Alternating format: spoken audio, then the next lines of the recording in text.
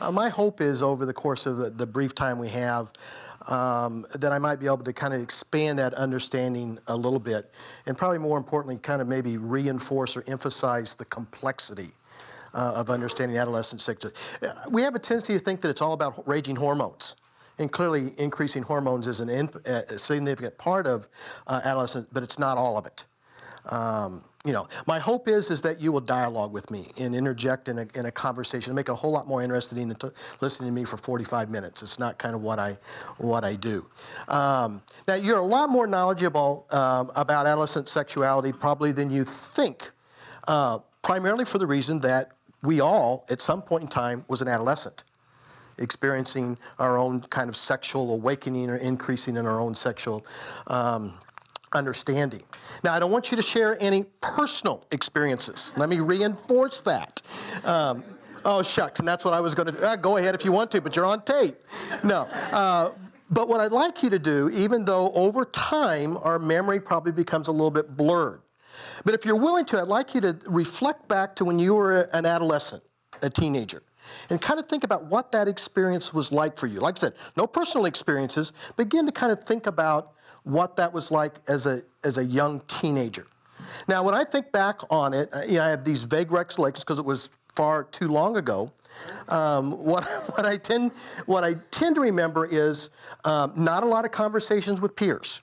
I mean, I think in our society we tend to be inundated with sexual messages, but we don't often have open, honest conversations about sexuality.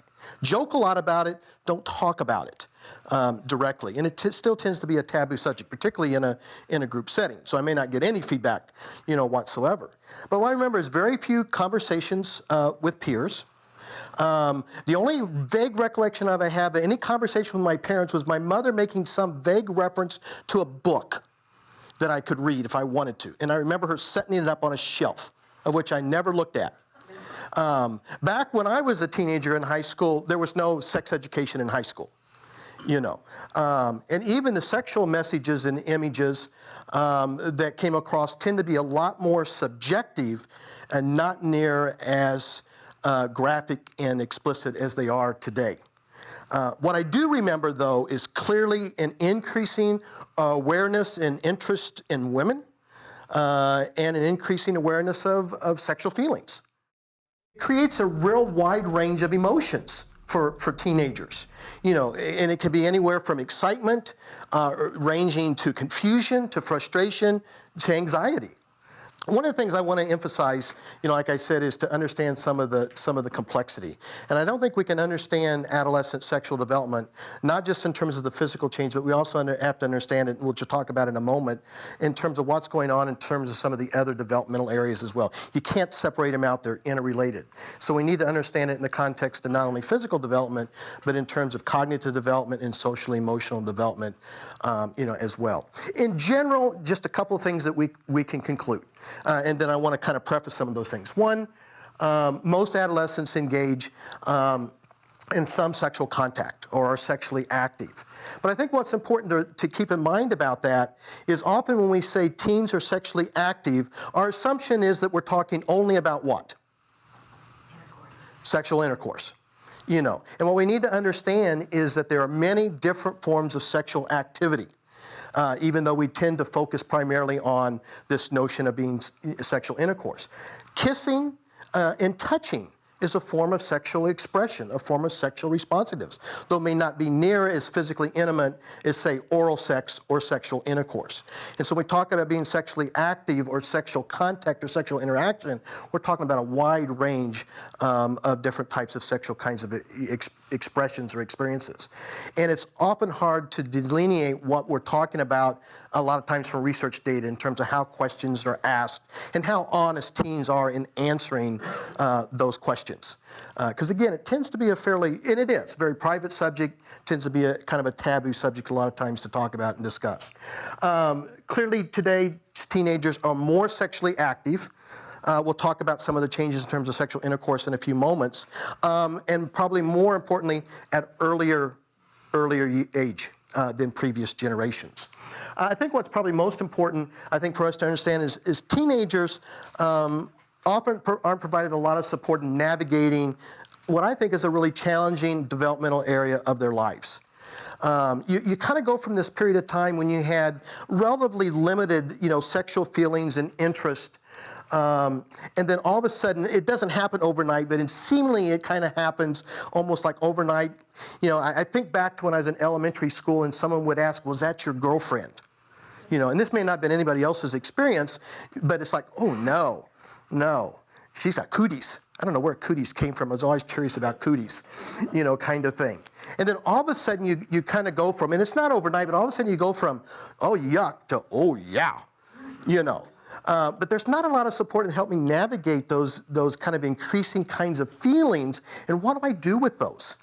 And what we find is kind of evident is that, again, very difficult to discuss. Most parents, I think, are really uncomfortable talking with their teenagers about sex. Most teens are uncomfortable talking about their parents about sex. Very difficult kind of topic. I can't tell you how many times my son said, not talking about that, with you. Kind of thing. And so a lot of the conversation that occurs tends to be relatively brief, tends to be primarily about safety issues, less about navigating and dealing with those sexual feelings, those sexual urges, and what do I do with those.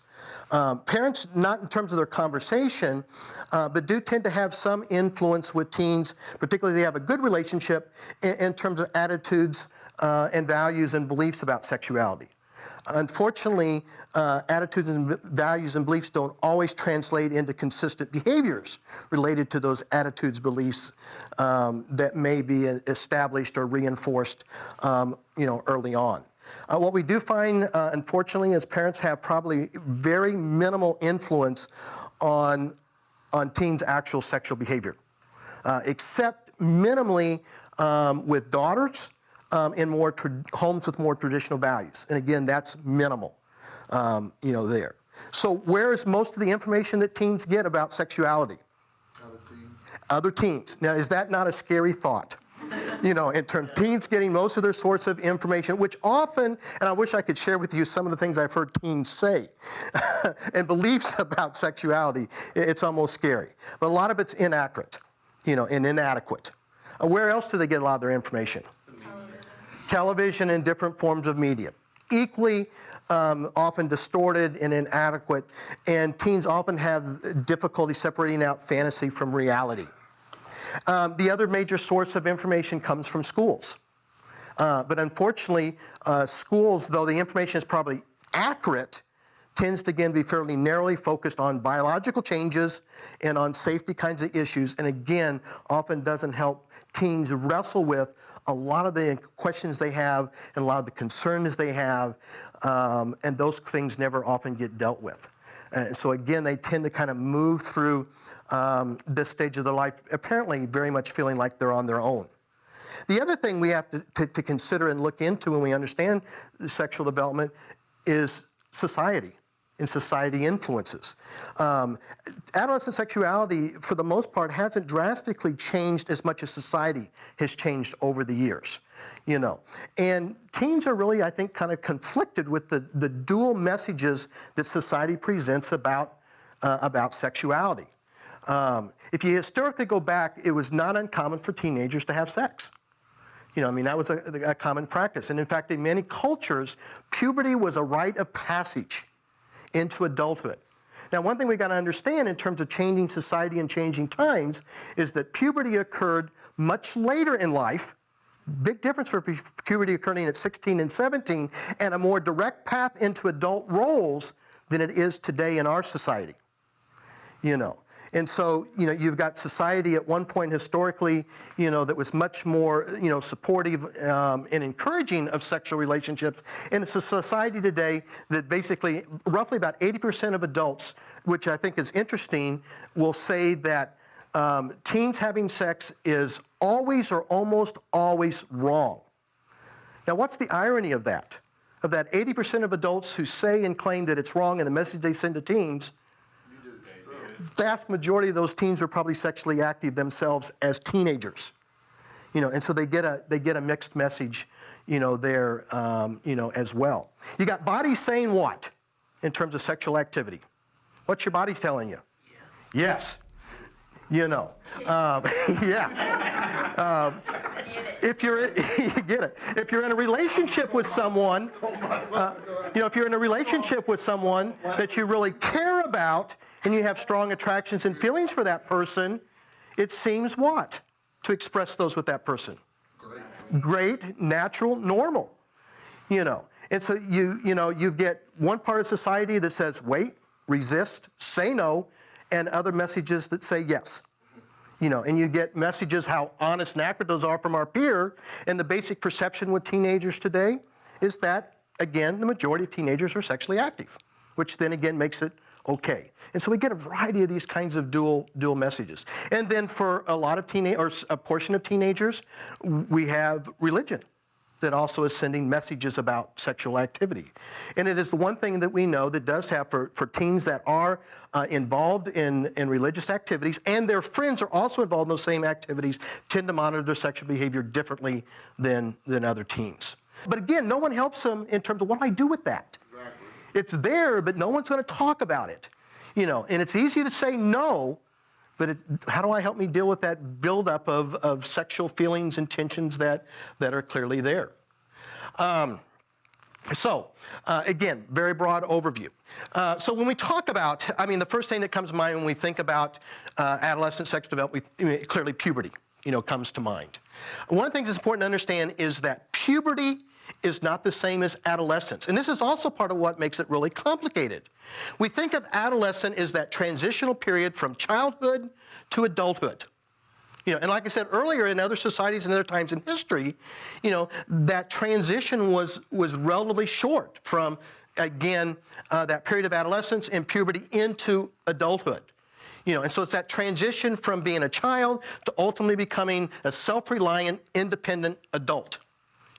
Puberty is that process of inner and external changes that ultimately result in sexual maturation or the ability to reproduce. That period lasts about 5 years.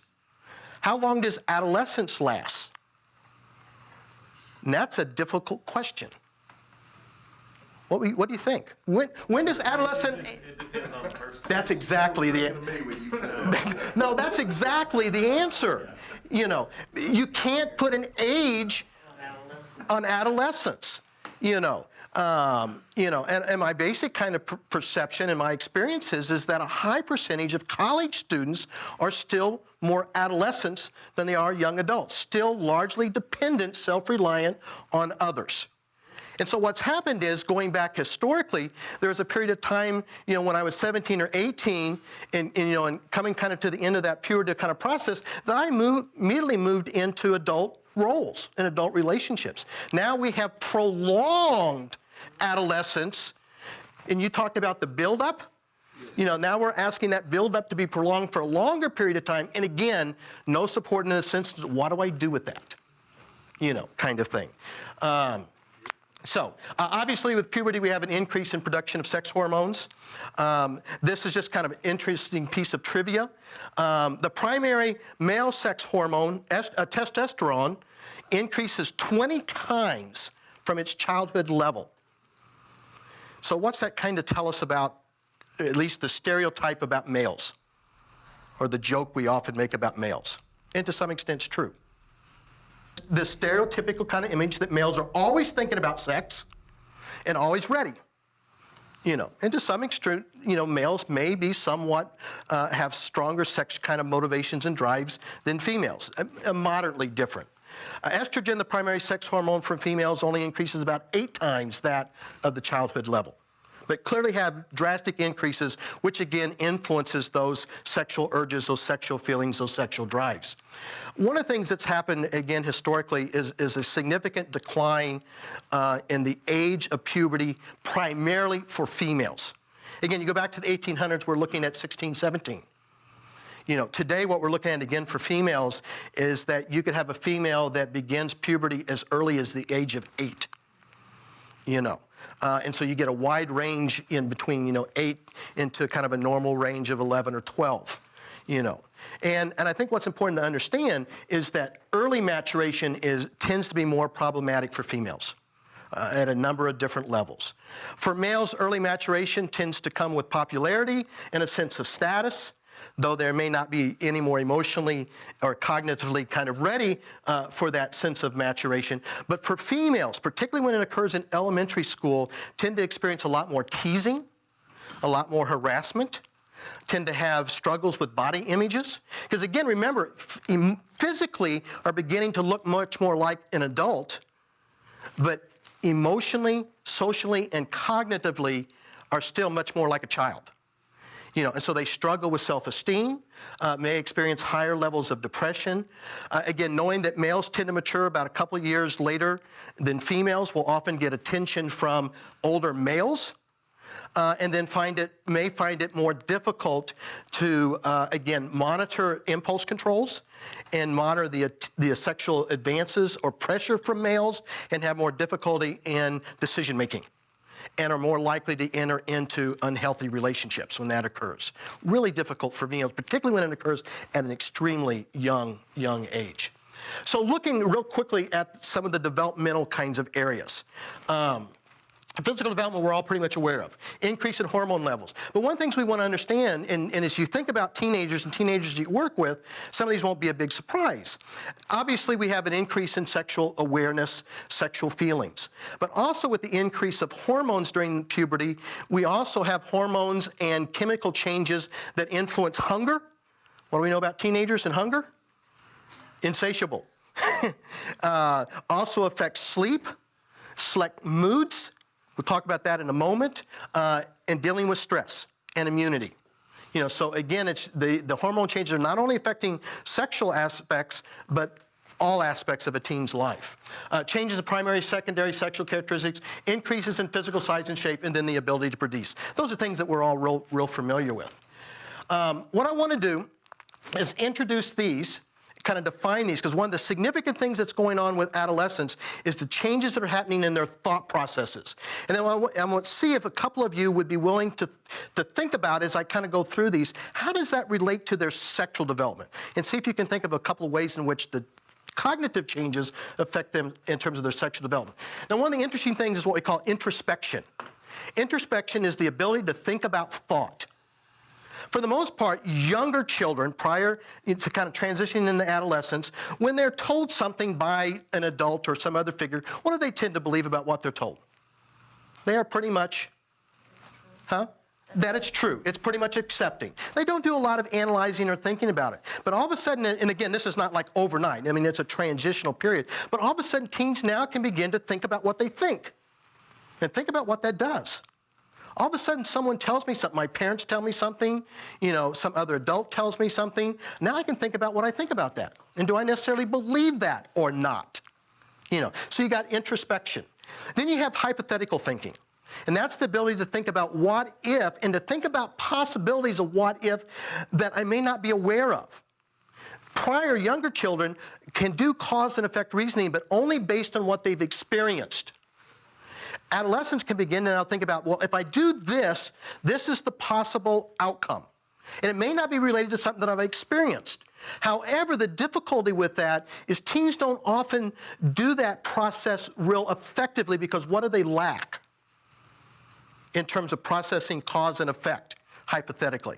Conscience. Well, it's a developing conscious, because they tend to be real focused in the immediate moment.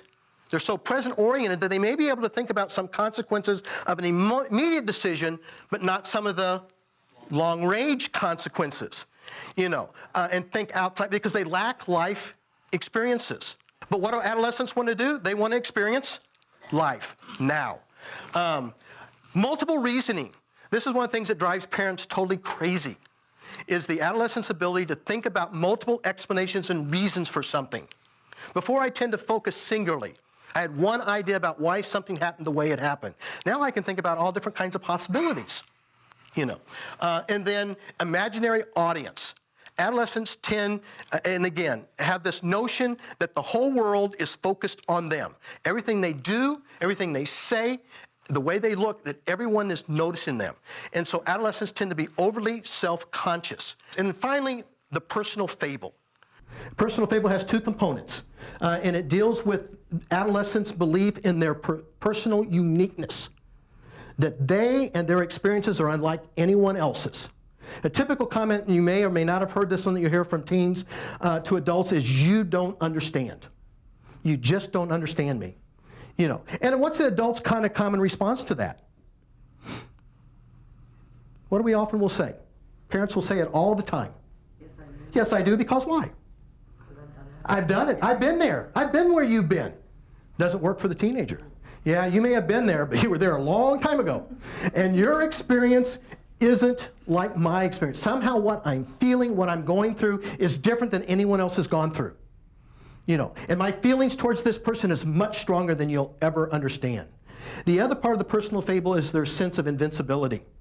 Adolescents have a strong, they don't deny the realities of facts that you'll tell them. That's why sharing facts with adolescents is not always effective. You know, you can tell adolescents if you have sex, unprotected sexes, the chances are you might get pregnant. That's pretty much kind of a given. We know that. You know, and you can tell an adolescent that. They don't deny with the reality of that. What do they believe? It'll never happen. It won't happen to them. Maybe happening to everyone else, but it can't happen to me because somehow I'm invincible. And so I can make risky kind of behaviors and choices because somehow those things won't happen to me unless it gets so close, you know, that I begin to kind of process that differently. Now, can you think of real quickly just a couple of examples of how these thought processes impact sexual development for adolescents?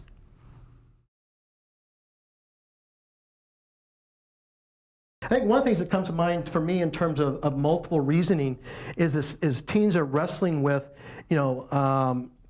is having sex with my partner okay? They can think about lots of different, so-and-so says it's not okay, but I really feel close to this person. They think of lots of different explanations and reasoning as they begin to process through some of that. Teens also, because of the complex thinking or emerging complex thinking, tend to make I call it pseudo-stupidity, tends to make the very simple more complicated.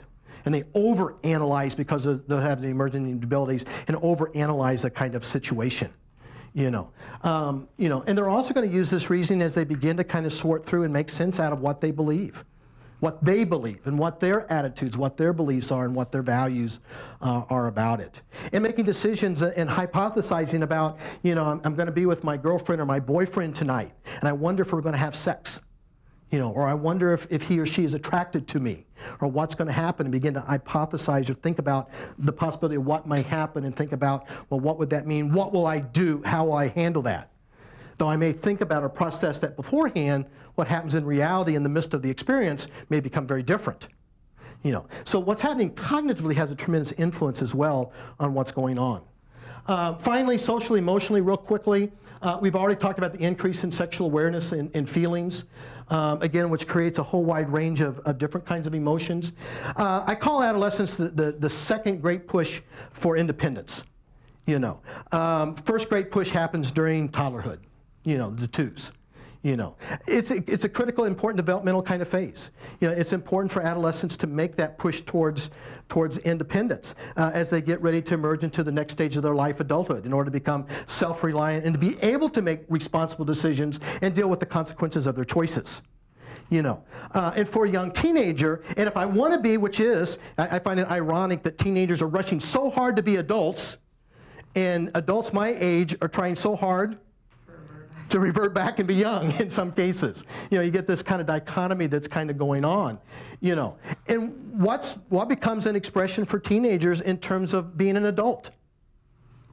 Sexual expression. Being sexually involved, as a kind of an adult behavior. So there's this great kind of push for independence, make my own choices, my own decisions. It's clearly a time of redefining identity. Up to this point as a young child, for the most part, how I see myself and how I feel myself has been strongly influenced and determined by what? How the people around you. The people around me perceive me and tell me kind of who I am. Now, all of a sudden, because I can think about what I think about myself and how I feel about myself, I can begin to process that and analyze that kind of differently. And decide not only how do I see myself, but who do I want to be? And more importantly, it becomes a time of really defining how do I see myself as a male or a female, or my sense of masculinity or femininity. And again, what are my values and my beliefs, about sexuality, and it's about sexual behaviors and about sexual kinds of choices.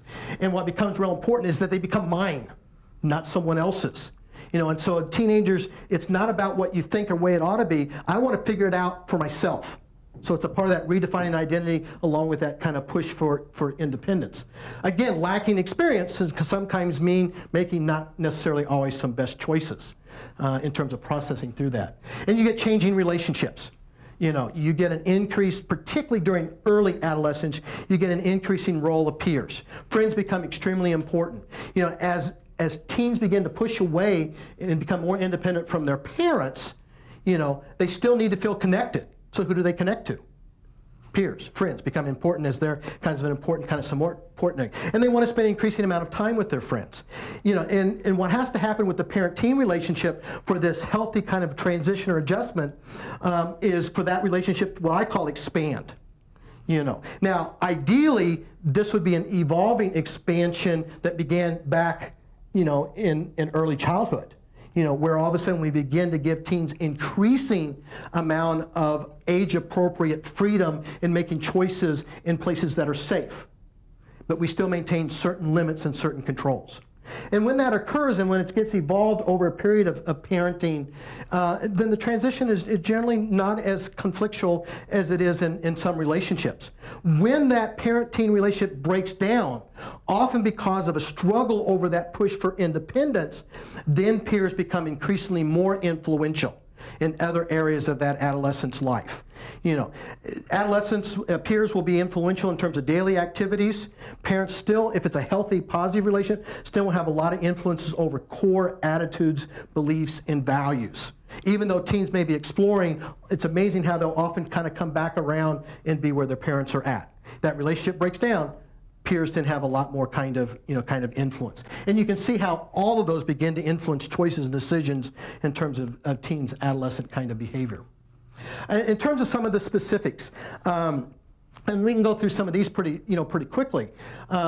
Ironically enough, the stages of sexual activity, the sequence, that part hasn't changed much over the generations. The pace at which teens may move through the sequences may have changed some. The number of times that teens move through the sequence may have shifted and changed time, but the actual sequence itself, has not. I remember as a teenager growing up, and again, we talked about joking a lot about it. The joke I remember, or at least the reference to sexual activity, because again, we had difficulty talking openly and honestly about it, or maybe it was a male thing, I don't know, But rather than talk openly and honestly, we used the analogy of baseball. And we talked about, there'd be the conversation about what base did you get to? Now obviously crossing home plate meant you made it all the way, sexual intercourse, and then you got everything else in between. Kind of thing. Not unlike kind of the sexual kind of sequence as well. First sexual experiences for almost all teen adolescents is autoerotic behavior, that which is experienced alone. Roughly about 75% of adolescents experience some form of sexual fantasy, sexual thoughts for another person. Not uncommon at all. Roughly about 50% of adolescent males and about 25% of that. And when we look at statistics and stuff, we got to be really, really careful. Because they're only at best very rough kind of estimates, and it's hard to know really how accurate all. But about 50% of males, about 25% of females will have experienced masturbation before they reach the age of 18 and become a common experience. Well, we have to remember, again, about sexual activity and stages. Having sexual interest and sexual desire is one thing. In order to move to having sexual interaction with another person also then requires a willing partner, which may or may not be present. But if there is a partner involved, the sequence then goes, not uncommon, holding hands. Tend to see that a lot with young teenagers in their first, quote, dating relationships or interactions with someone, then kissing, and then making out, heavy petting. And then you got touching breast over the clothes, then you got touching breast under the clothes, and it's amazing how consistent that sequence tends to kind of follow for the majority of adolescents. And then you have touching genitals over the clothes, and then touching genitals either under the clothes or when naked. From that point on, there's not real clarity about what happens next. For some adolescents, a progression to sexual intercourse. For some, there may be oral sex before sexual intercourse. For some teens, oral sex may never be part of their practices. For some, they may have sexual intercourse and then practice oral sex, afterwards. But we do tend to see, kind of a common kind of sequence that occurs. Some of the earlier stages may occur with a number of different people before they move to some of the more physical, intimate forms of sexual, interactions. Some general things about sexual intercourse. Again, estimates vary greatly. We have to be really careful with estimates or figures. Best guess, males probably overestimate their sexual activity. Females probably underestimate. I think somewhat related to some of the kind of double standard that still exists today. So we got to be really cautious with that. I think one of the interesting things is, and we tend to interpret this very differently, it's been interesting that we saw from one generation to the next, we saw a pretty significant increase in the percentage of teens that were sexually active through the 70s, through the 80s, and through the 90s. And then in the beginning, the end of the 90s and the beginning of the year 2000, in that decade, we actually saw a slight decline in the percentage of teenagers that were that had sexual intercourse. And then it's kind of plateaued. It's kind of leveled off. Now, what's the assumption a lot of people make by that? That the percentage of who have had sexual intercourse has declined? Education. There could be some influences of education, but we often assume that because of that decline, that teens today are then absent or less sexually active than before. What it really means is teens are only sexually active in different ways. And the decline is a fairly slight decline, less than 10%. So it's so we're still talking about a high percentage. Average age of first experiences between 16 and 17.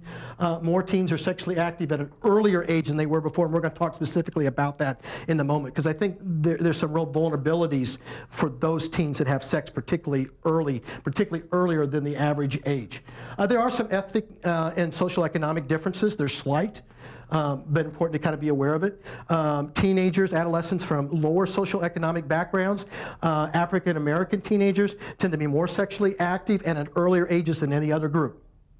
The least sexually active and the group that delays sexual interaction, the longest, Asian Americans. I don't know that comes as any particularly big surprise, which also there's a direct link between Asian Americans and social economic status in terms of higher social economic status. Most teens' first experiences with a steady partner. But again, you got to keep that in perspective of how adolescents and teenagers define and understand a steady partner. But they don't tend to be as random. Now, I see that changing with the college population differently than, again, high school, junior high kind of population. The other thing I think it's important to kind of understand about sexual activity and sexual kinds of experiences that we often don't think about is for a teen to choose to be sexually active or involved with another person may be less about sexual drives and sexual feelings, but maybe more about meeting emotional and psychological needs that get experienced in that sexual relationship. And what I mean by that is I think for a number of teenagers, it may be about a way to fulfill a need to experience love, or to be accepted. Perceptually, not that becomes the outcome, or to reduce loneliness. Or if I have a really negative self-image, someone who shows attraction and is attracted to me and that is responding to me sexually is a sense of way to boost how I feel about my self-concept and my self-esteem. So it may be a lot more to do with those kinds of needs than it is just about sexual kinds of needs. So again, emphasizes the complexity.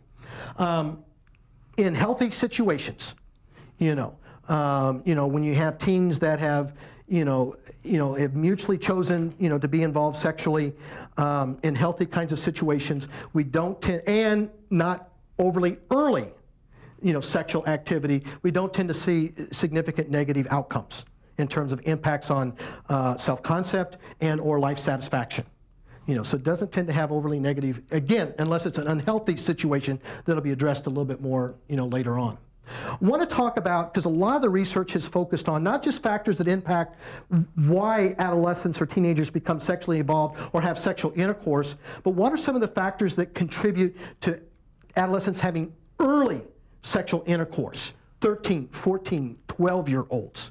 Because what we find is the outcomes for that group seem to have much more severe consequences short-term and long-term than it does when it's delayed until 16, 17, or much later. Now, I'm going to put the screen up there in a moment. What do you think are some of the factors that influence early sexual relationships? And I bet you're aware of a lot of them, and then we'll kind of throw them up. Witnessing, sorry. Go ahead. Witnessing inappropriate sexual behavior, being a victim to it. Definitely, can have an impact. Now get addressed a little bit later on for sure. Sexual activity of friends. Sexual activity of friends. And, or if you also have an older sibling who is sexually active can have an influence on early sexual. What else would you think? Other factors. We already know that there are some ethnic differences, socioeconomic status has an impact. TV shows. Media. We know that teens that watch more sexual content are more likely to be not only more sexually active, but at earlier ages. And teenagers today are just inundated with explicit messages through a variety of forms of media. Music, TV, movies, the internet, it's just all around them. Excellent. Anything else? There's a whole bunch of other factors. Parents, whether or not they're actually talking to them makes a big difference. Whether parents are talking about that, and also parents' parenting style. What we tend to find is during the adolescent period of time, parents that tend to be what we call authoritative, but tend to be more moderate in their restrictiveness. Adolescents tend to manage that stage a lot better. Parents that tend to be overly restrictive and restrictive and limiting in all aspects, or parents that tend to be overly lenient and just say that there's nothing I can do about it, you're on your own. Either one of them tend to have adolescents that are more likely to become sexually active at earlier ages. For the overly restrictive, it forces teens to make a much greater push for independence and to become more rebellious. And what a better way to get at your parents, kind of thing. For the other, what we find is the lack of monitoring during the early adolescent stage is opening the door. Where does most sex between teenagers occur? Bedroom. Whose bedroom? No, I mean their bedroom. Yeah, Their at home. bedrooms, Yeah, exactly. Or their parents' bedrooms. Well, yeah, at least in their own home. So monitoring is definitely a factor. Anything else you can think of that might have an influence? You've hit a lot of the main ones. I mentioned it last time, and I feel, drugs and alcohol. Kids who get involved with drugs and alcohol are probably going to be Definitely. sexually active. Yeah, and what often is associated with drug and alcohol that you all deal with? Delinquency. And the interesting thing is the sequence appears to be delinquency, drug and alcohol use, early sexual experience. When that does occur, then tends to result in more delinquency, drug use, sexual experimentation. So we see this kind of a cycle that tends to evolve there, kind of thing. Okay, I think the timing of sexual intercourse, and then we'll kind of look at those factors. Again, small percentage before age 13, but I think it's a significant percentage. By 9th grade, we're looking at 39% of males, 29% of females, and then by 12th grade, almost fairly even, 60% of males and 62% of females. Pretty high percentage. Again, estimates will vary depending upon what statistic you look at, but they're going to be pretty similar. Factors: early puberty, we've already mentioned, social economic status, culture, race, low self-esteem. Definite predictor. And again, particularly you take early maturation, low self-esteem, attention from older males, real vulnerability. Peers who are sexually active has been mentioned. Again, because males mature later than females, typically females are going to have older partners. And for those that are parents, really struggle again with that 9th or 10th grader who's wanting to date or be involved with who? The senior. Or, huh? College guys. Yeah, we're going to take a step up. That college guy, kind of thing. So, and again, when that is in place, tends to impact. Sexual image mentions that we mentioned. Family structure, we tend to find when a teen doesn't grow up with both biological parents, tend to have a greater risk or likelihood of early sexual intercourse. Parenting style, we've mentioned. If the parent-teen relationship, again, the extremes or overly conflictual, parental supervision, drug and alcohol use. So again, the factors. I think what's important to understand is that, again, for teens that become sexually active earlier, again, tend to struggle more with self-esteem issues, more issues of depression, more likely to be involved in delinquent behavior, more likely to have alcohol and drug. Now, not all, but just a higher likelihood of that. Delinquent kind of behavior, poor academic performance, all those which are related, and then also tend to be more permissive, i.e. more sexually active with more partners over the course of their adolescent lives. So, again, significant kinds of outcomes. Gender differences.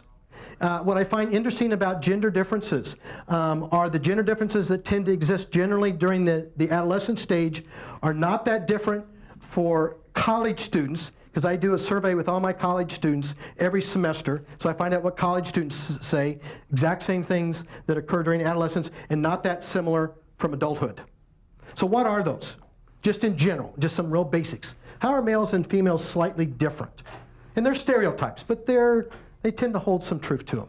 Women are more emotional and relational. Yeah. You know, for females, you know, sexual activity is an expression of being in an intimate, emotionally intimate relationship, as an expression of strong emotional feelings for another person. What about for males? If we're all honest with ourselves, or males are. Yeah, males will often talk about the reason for having sexual relations with someone is being aroused in the meets. And males can much more easily separate the emotional from the physical. And that's true even in adult relationships, you know, as well. Males are more likely to experience masturbation, which we've already determined, than females in terms of first experience. And again, we talked about the double standard. For males they're sexually active, it becomes more of a source of status. You know, for females, unfortunately, and it's changing. For females who are sexually active, what's still the societal kind of image? Yeah. I mean, that's the image that's there. And so really, that double standard, even though it's changing, is still very much present. Last thing, in terms of what we might call developmental tasks for positive, healthy sexual development, kind of has 4 parts. And for those of us who work with adolescents, these are kind of the things we want to try to kind of nurture in adolescence.